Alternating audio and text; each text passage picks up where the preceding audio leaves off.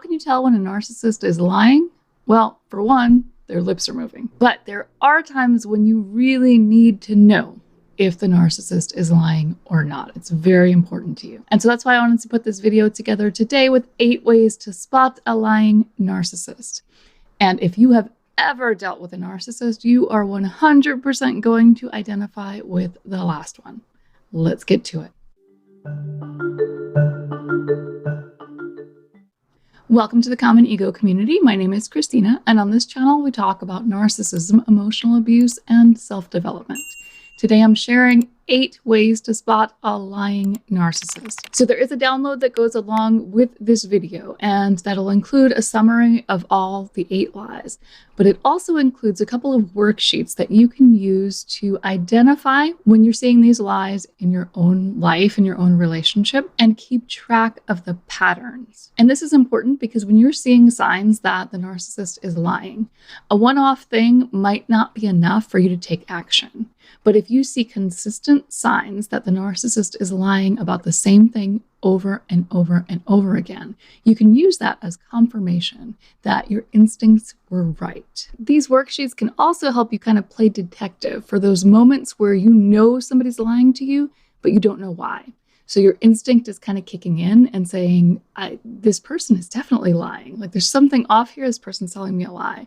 But I don't know why. I didn't suspect anything before they opened their mouth. So go ahead and look for that in the description box below. And before anybody comments that they hate liars and will never associate with anyone who tells a lie, I want to point out that we all tell lies. And there are differences between the lies that we tell. So there are what we call the white lies, and I like to call those lies that people sign off on. So here's what this looks like. You're having a bad day and you happen to encounter somebody who you kind of barely know. And so you cross paths and the person says, "Hey, how are you doing?" And you are barely holding it together. And it's pretty obvious, but you don't want to talk about it. You're not ready to have a breakdown in front of this person you barely know. And this person isn't ready for you to have a breakdown in front of them either. So you say, "I'm fine," even though you're clearly not fine. And they sign off on that lie because they don't know what else to do. The other type of lie is what we're talking about in today's video. This is a more malicious lie. And this lie is usually to cover something up. So it's to control the situation, to control the information, and sometimes these lies are used to control a person. So these are the lies that we really want to weed out, and if you notice that somebody's lying to you in this way, it's something that you definitely want to handle in your life. All right, so let's jump into it. The first way to spot a lying narcissist is to look for bridge responses. Now, bridge responses aren't always a bad thing, and this one is definitely about context. But bridge responses are used as a way to get out of sharing information. And you may have heard people recommend that you do this on a job interview if somebody's asking you something that you don't have a good answer for. And you can also use a bridge response if somebody's really just being nosy and they're probing for information that's really none of their business. But a narcissist will use bridge responses to avoid answering questions that they very much should answer. Things that in a relationship they should take responsibility for or at least discuss. So what does a bridge response look like? Well, a typical bridge response is kind of something like, "Well, I don't know about that, but I do know this other thing." Or they could give you a very vague answer and then redirect. "Where were you yesterday?" "Oh, I went out after work. And you know what? That reminds me. I wanted to tell you this other thing." So that is a bridge response. It is essentially taking control of the conversation and redirecting it away from the topic at hand. The second way to spot a lying narcissist is one that really gets under my skin personally, and that is the use of passive voice. So in grammar, passive voice is when you hide the subject of the sentence. So let's look at an example of how a narcissist might use this to lie. Here's what it looks like. "Hey, have you been drinking?" The narcissist responds, "1 glass of wine has been had." That's passive voice. And it hides the subject. It doesn't tell you who had the glass of wine. Interestingly enough, that sentence doesn't tell you how many glasses of wine were had or if any were had beyond the one. So these answers always leave questions. And if you start probing, if you start asking these questions, you're definitely going to get a whole bunch of word salad or just an outright angry response. So the reason why they do this and the reason why it is infuriating but tends to work is because it's kind of a loophole, right? So let's say the narcissist was out and they could have had 10 shots of tequila, right? But somebody else had 1 glass of wine. So is it a lie to say 1 glass of wine was had? I mean, kind of, because that's not what you asked, but it's really a gray area. And also the narcissist is not admitting to anything, right? 1 glass of wine was had means that somebody had a glass of wine. It doesn't mean that they did. Now, that's definitely the implication, because why would they say that if they weren't involved? But it's not outright saying it. And whenever somebody responds to you in this way, pay attention, because there's something going on there. They're avoiding saying something. The third way to spot a lying narcissist is by looking for reverse shift responses. So if you have a narcissist in your life, you are familiar with shift responses, which are ways to shift the conversation. So you might say, well, I had such a great day, and you're ready to tell the person all about it.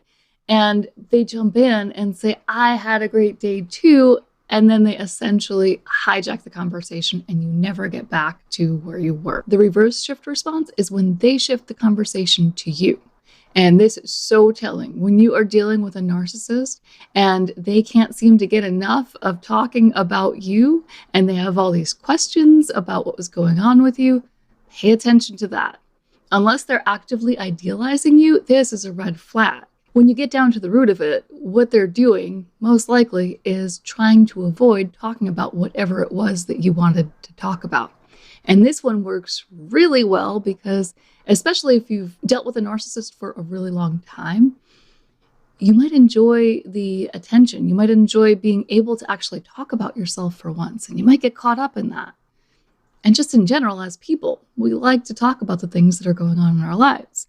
So it's easy to kind of get swept up in this one and get swept away from the topic at hand. So the fourth way to spot a lying narcissist is exaggeration.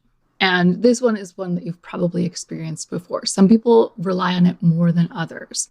And now I want to say, especially if it is a little bit out of character or if somebody doesn't always exaggerate, pay attention when they do. Now, the reason why people exaggerate when they're lying is because they are of the belief that if something is so ridiculous that it must be true, that you're going to believe it. Because why would I make up this elaborate story if I was going to lie? And the other reason people might exaggerate when they're lying is to distract from the subject.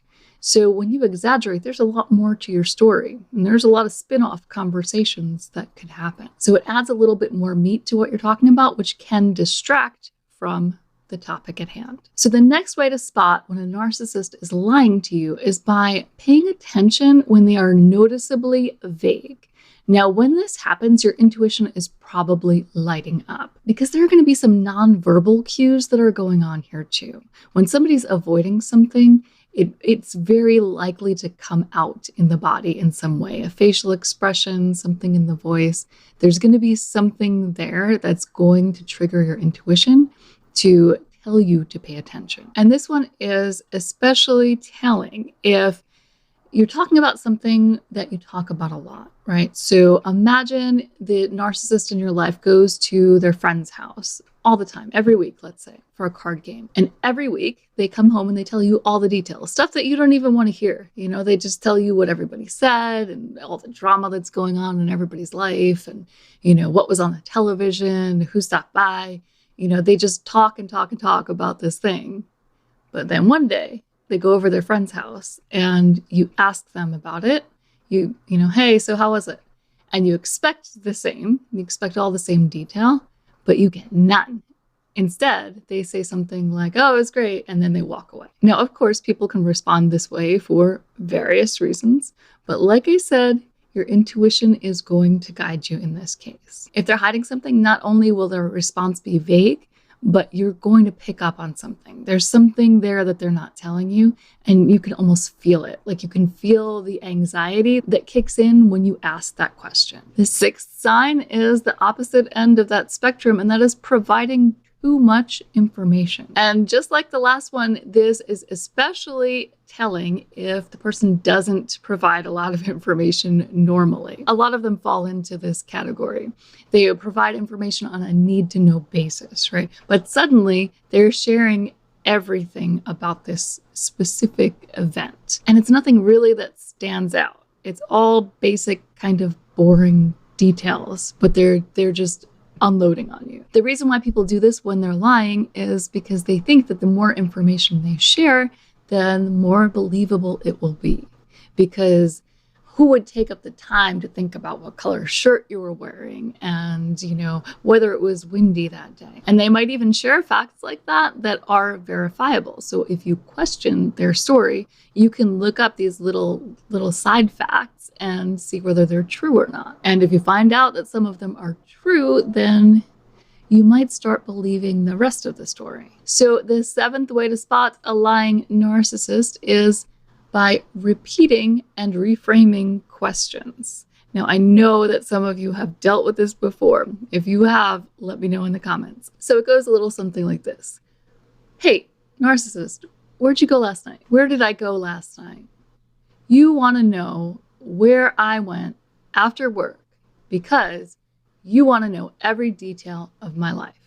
Usually this devolves into word salad. All right, so here we are at the 8th way to spot a lying narcissist. And this is one that every single one of you are going to relate to, and that is overreacting. Now, overreacting can come in different forms. It can come in the form of playing the victim. It can also come in the form of extreme anger or stonewalling. And it usually starts with some form of, I can't believe you just asked me that. So you ask a question and it's a simple, straightforward question.